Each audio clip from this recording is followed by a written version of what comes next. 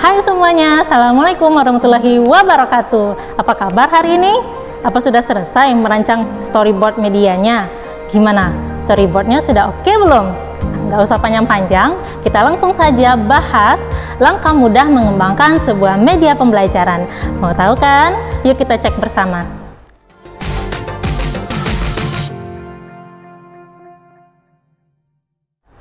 Anak-anak semuanya, ada 7 langkah mudah untuk mengembangkan media pembelajaran. Yang pertama, tentukan jenis multimedia pembelajaran.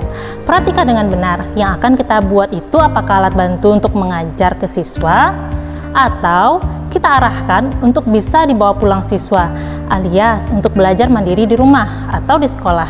Jenis multimedia pembelajaran ini, menurut kegunaannya, ada 2. Yang pertama, multimedia presentasi pembelajaran.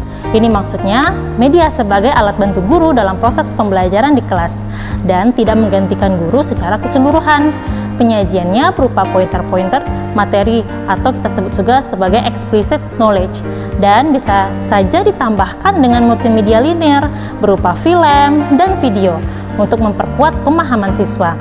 Dapat dikembangkan dengan software presentasi seperti OpenOffice Impress, Microsoft PowerPoint, dan lain sebagainya. Yang kedua, multimedia pembelajaran mandiri.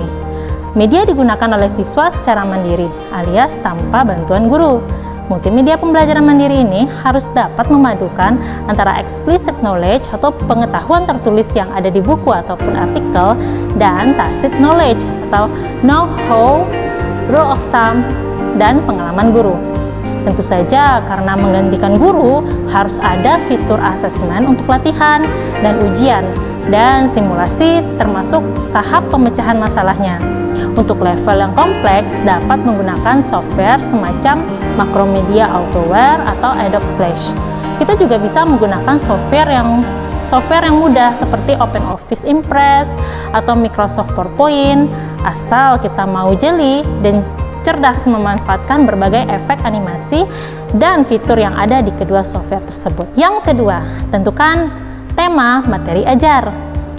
Ambil tema bahan ajar yang menurut kita sangat membantu meningkatkan pemahaman ke siswa dan menarik bila kita gunakan multimedia.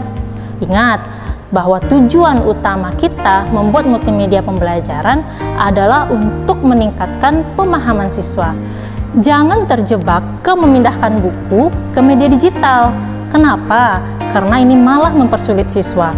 Ketika guru biologi ingin menggambarkan sebuah jenis tumbuhan supaya bisa dipahami oleh siswa, dan itu ternyata sulit dilakukan oleh guru karena guru tidak bisa menggambar atau alasan lainnya, maka ya jangan dilakukan. Alangkah lebih baik apabila tumbuhan tersebut dibawa langsung ke depan kelas. Ini salah satu contoh bagaimana media pembelajaran itu sebenarnya tidak harus dengan teknologi informasi. Dalam sertifikasi guru, pemanfaatan media pembelajaran seperti tanaman itu tetap mendapatkan poin penilaian yang signifikan. Yang ketiga, susun alur cerita atau storyboard. Susun alur cerita atau storyboard yang memberi gambaran seperti apa materi ajar akan disampaikan. Jangan beranggapan bahwa storyboard itu hal yang susah. Bahkan poin-poin saja asalkan bisa memberi desain besar bagaimana materi diajarkan sudah lebih dari cukup. Cara membuatnya juga cukup dengan software pengolah kata maupun spreadsheet yang kita kuasai. Tidak perlu melulu menggunakan aplikasi pembuat storyboard profesional. Yang keempat, mulai buat sekarang juga. Jangan menunda atau mengulur waktu lagi. Buat sekarang juga. Siapkan OpenOffice Impress atau Microsoft PowerPoint-nya. Mulai buat slide pertama, isikan bahan ajar yang ingin Anda multimediakan, terus masukkan bahan ajar Anda ke slide-slide berikutnya. Mulai mainkan image, kemudian link dengan gambar, suara, dan video yang bisa kita peroleh dengan mudah di internet. Bisa juga memanfaatkan situs ini. Cek ya di bawah ini untuk mencari ide-ide. Yang penting, kuncinya adalah tekun, sabar, dan pantang menyerah. Tidak ada ilmu pengetahuan yang bisa didapat secara instan. Semua melewati proses yang panjang. Kemudian yang kelima, gunakan teknik ATM.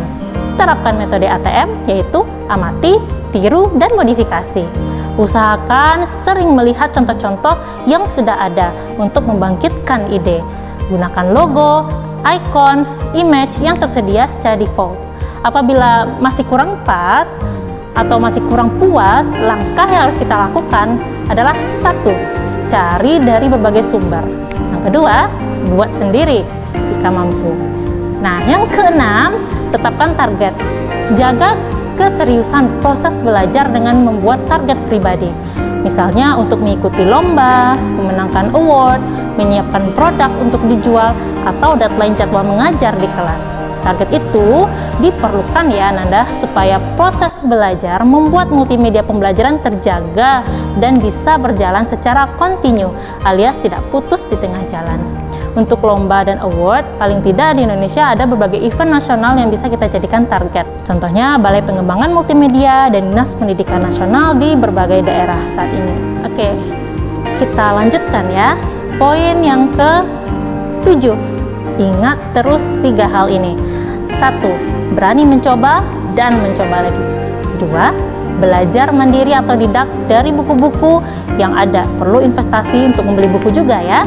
Kemudian yang ketiga, tekun dan tidak mudah menyerah meskipun peralatan terbatas. Nah, gimana? Sudah paham belum? Siap untuk mengaplikasikan 7 hal ini? Iya, sangat siap ya. Ditunggu media pembelajarannya, tetap semangat dan terus berinovasi. Sampai jumpa di video berikutnya ya.